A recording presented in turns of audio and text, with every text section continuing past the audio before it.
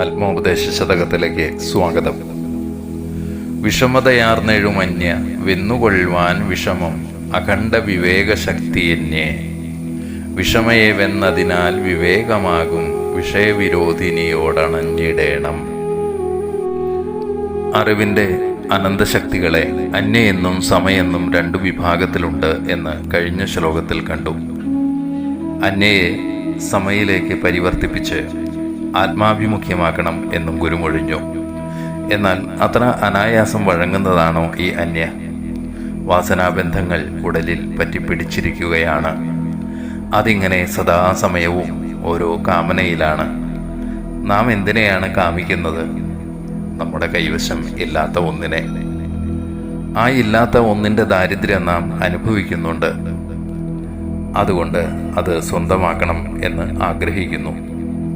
ഇങ്ങനെ ഒരാഗ്രഹമാണോ മനുഷ്യൻ കൊണ്ടു നടക്കുന്നത്? അല്ല. ഓരോ ഉടലും ഓരോ മനസ്സും അനേകം ആഗ്രഹങ്ങളുടെ കലവറയാണ്. അതായത് നാം അത്രയേറെ ദരിദ്രരാണ്. പുറമേ നിന്ന് എന്തൊക്കെയോ വാരി നിറച്ചാലാണ് ജീവിതം ധന്യമാകൂ എന്ന ചിന്തയിലാണ്. ഞാൻ വേറെ, എനിക്ക് ചുറ്റുമുള്ള ലോകം വേറെ. ഇതാണ് അന്യ. ഗുരു പറയുന്നു, ഈ അന്യയെ വിജയിക്കാൻ ഏറെ വിഷമമാണ്. അത്ര എളുപ്പമല്ല. ഇതിനെ കീഴടക്കണം എങ്കിൽ അഖണ്ഡ വിവേകശക്തി വേണം. അതില്ലാതെ സാധ്യമല്ല. അഖണ്ഡ വിവേകശക്തി എന്നാൽ എല്ലാം ഞാൻ തന്നെയാണ് എന്ന് മനസ്സിലാക്കൽ. ആത്മാവാസ്യം ഇതം സർവം എന്ന തിരിച്ചറിവ്.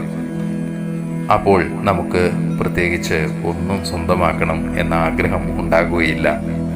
സ്വാർത്ഥത കടന്നുവരില്ല. ഇപ്രകാരം അന്യയെ കീഴടക്കാനായാൽ, അതിൻ്റെ പ്രതിബന്ധങ്ങളെ തരണം ചെയ്യാനായാൽ, വിവേകം ഉദിച്ചാൽ, അതായത് അന്യയെ സമയിലേക്ക് പരിവർത്തിപ്പിച്ചാൽ നാം അറിവിലെത്തും, അറിവാകും. വിവേകമെന്നത് വിഷയവിരോധിനിയാണ്. യഥാർത്ഥ ജ്ഞാനത്തിലെത്തിയ വ്യക്തിയെ ഒരു തരത്തിലും വിഷയസുഖങ്ങൾക്ക് മോഹിപ്പിക്കാൻ ആകില്ല.